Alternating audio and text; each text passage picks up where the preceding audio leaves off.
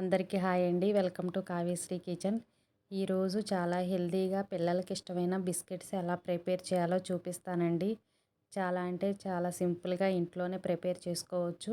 Oil కానీ నెయ్యి కానీ అవసరం లేకుండా పల్లీలతో హెల్తీగా ఎలా ప్రిపేర్ చేయాలో చూద్దామండి. ముందుగా స్టవ్ ఆన్ చేసి ప్యాన్ పెట్టుకొని 1 కప్పు పల్లీలు వేసుకొని ఫ్రై చేసుకోవాలండి. నేను వేసుకున్న పల్లీలు 200 గ్రామ్స్ వరకు ఉంటాయి. ఇలా లో ఫ్లేమ్లో పెట్టేసుకొని దోరగా ఫ్రై చేయాలి. ఇలా పొట్టు మనకి సపరేట్ అయ్యేంత వరకు మనకి పల్లీలు అనేది బాగా కరకరలాడేంత వరకు ఫ్రై చేసి స్టవ్ ఆఫ్ చేద్దాం. ఇప్పుడు ఇవి ఒక ప్లేట్లోకి తీసుకొని పూర్తిగా చల్లారనిద్దామండి. మనకి చూడటానికి కలర్ మారిన లోపల పచ్చిగా ఉంటాయి కాబట్టి లో ఫ్లేమ్లోనే ఫ్రై చేసుకొని పొట్టంతా తీసి ఇలా పక్కన పెట్టుకుందాం. ఇప్పుడు మిక్సీ జార్లోకి 2 స్పూన్స్ వరకు చక్కెర వేసుకుందాము. 1 కప్పు పల్లీలకి 2 స్పూన్స్ చక్కెర కరెక్ట్గా సరిపోతుందండి. ఇలా చక్కెర మిక్సీ జార్లో మెత్తగా గ్రైండ్ చేసుకొని చూసారు కదా, మెత్తగా పౌడర్ రావాలి. ఇప్పుడు మనం పొట్టు తీసుకొని రెడీ పెట్టుకున్న పల్లీలు వేసుకొని 2 స్పూన్స్ వరకు పక్కన పెట్టుకుందాము. ఇలా మొత్తం మిక్సీ జార్లో వేసుకొని బాగా మెత్తగా గ్రైండ్ చేసుకోవాలండి. అస్సలు కొంచెం అన్నా పలుకు లేకుండా మనకి బటర్ ఎంత స్మూత్గా ఉంటుందో అంత స్మూత్ వరకు వాటర్ ఏమీ లేకుండా మెత్తగా గ్రైండ్ చేసుకోవాలి. మనకు పల్లీల్లో ఉండే ఆయిల్తోనే చాలా మెత్తగా వస్తుంది. ఇలా 2-3 నిమిషాలు బాగా మెత్తగా గ్రైండ్ చేసి కొంచెం కూడా పలుకు లేకుండా ఇలా మెత్తగా గ్రైండ్ చేసి ఇప్పుడు ఒక బౌల్లోకి తీసుకుందాము. ఇలా ఒక బౌల్లోకి తీసుకొని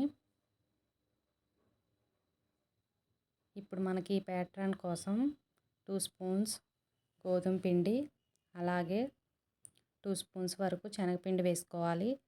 అలాగే ఈ బిస్కెట్స్ అనేది కొంచెం పొంగటం కోసం చిటికెడంతా వంట సోడా వేసుకొని బాగా కలపాలి.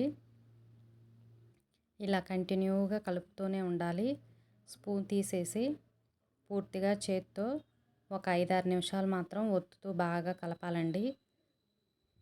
చాలా స్మూత్గా వచ్చేంతవరకు కొంచెం టైం పట్టిన 5-6 నిమిషాలు బాగా బ్లెండ్ చేస్తూ ఇలా స్మూత్గా వచ్చేంతవరకు కంటిన్యూగా కలిపితే చూసారు కదా, మనకి పిండి అనేది బాగా సాఫ్ట్గా వస్తుంది. లేకపోతే మనకి బిస్కెట్ అనేది పొంగదనమాట. అందుకని ఒక 5-6 నిమిషాల వరకు బాగా కలపాలి. ఇప్పుడు మనకి బిస్కెట్స్ కోసం పిండి రెడీ అయిపోయింది.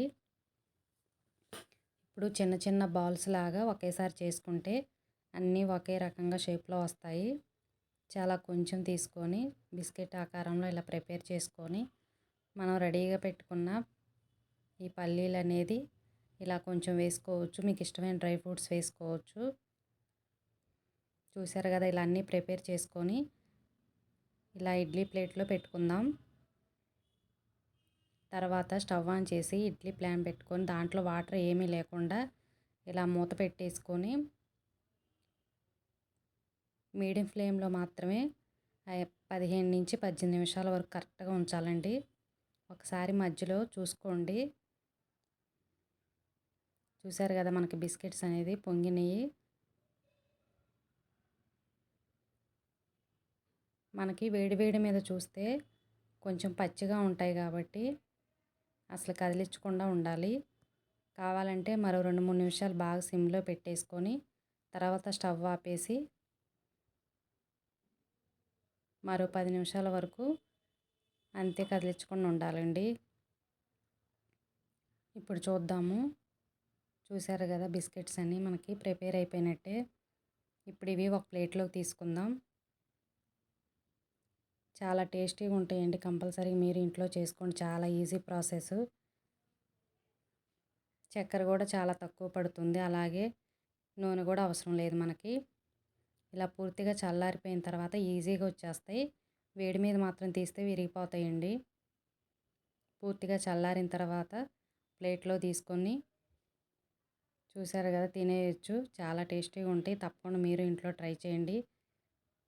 ఈ వీడియో నచ్చితే లైక్ చేయండి. అలాగే మన ఛానల్ కొత్తగా చూస్తుంటే సబ్స్క్రైబ్ చేసుకోండి.